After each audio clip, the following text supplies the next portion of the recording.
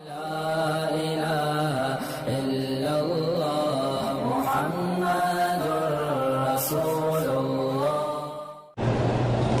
بہن بھائیوں کے رشتے نہیں ہوتے. میرا بھائی گزارش یہ ہے کہ ایک تو سمجھنے کی کوشش کرو کہ جب رشتے کا وقت ہوتا ہے نا اس وقت ہم کوشش نہیں کرتے. او جی لڑکی پڑھ رہی ہے, او جی لڑکا پڑھ رہا ہے, جب عمر زیادہ ہو جاتی پھر رشتے نہیں آتے. ایک قاعدہ ہے. اسی لیے ہمارے دیہاتوں میں پہلے یہی رواج تھا کہ لڑکی لڑکا بالغ ہوئے بس فوراً رشتہ کرو, چاہے وہ 15 سال میں بالغ ہو جائیں, چاہے 16 سال میں ہو جائیں, چاہے جب بالغ ہو. میرے خود والد صاحب کا رشتہ ہوا نا, میرے جو نانا مرحوم تھے نا بہت بڑے عالم تھے. یعنی میرے والد صاحب جب پڑھتے تھے نا اس وقت وہ پڑھاتے تھے, اس وقت بھی وہ عالم تھے اور والد صاحب ابھی پڑھ رہے تھے. لیکن بدقسمتی ہے کہ بریلوی عالم تھے اور میرے والد صاحب دیوبند سے پڑھ کے آئے, جوانی بھی تھی, تازہ علم بھی تھا, تو آپ جناب تقریریں کرتے ان کے خلاف.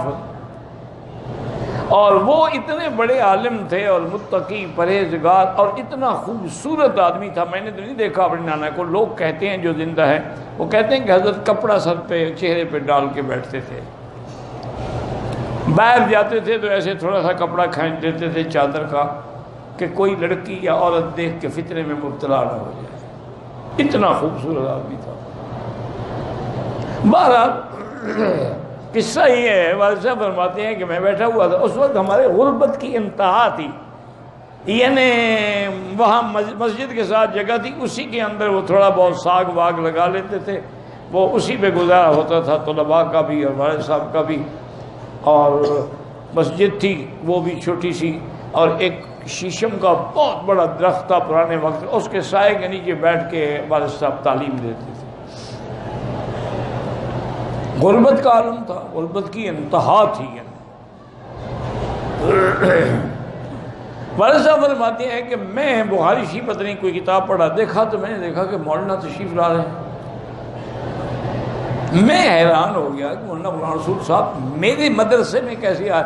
میں خیر جلدی سے اٹھا, بزرگ تھے, عالم تھے, میں نے ان کی گھوڑی پکڑی, طلباء سے کہا کہ گھوڑی کی طرف لے جاؤ. ایک ٹوٹی پھوٹی چارپائی تھی, اس پہ آ کے حضرت کو بٹھایا. میں نے کہا حضرت کیسے تشریف لائے؟ فرمانے لگے بھائی میری لڑکی رات بالغ ہو گئی ہے, میں تمہیں رشتہ دینے کے لیے آیا.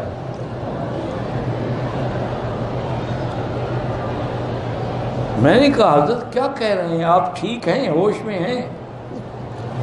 کیوں, کیا ہو گیا؟ میں نے کہا حضرت آپ تو مجھے کافر کہتے ہیں کہ دیوبندی ہے اور یہ کافر ہے اور یہ وہابی ہے, کافر کو لڑکی دینے آئے ہیں آپ؟ کہہ رہے ہیں شرم نہیں آتی, میں تمہارے پاس چل کے آیا ہوں, اب میں اپنی لڑکی کسی جاہل کو دے دوں, ٹھیک ہے تم وہابی ہو تو ہوتے رہو. لڑکی تو میں نے عالم کو دینی ہے نا کسی کو, اور یہاں اور عالم ہے کوئی نہیں, بس کل آ جاؤ اور نکاح کر کے اپنی بیوی کو لے جاؤ.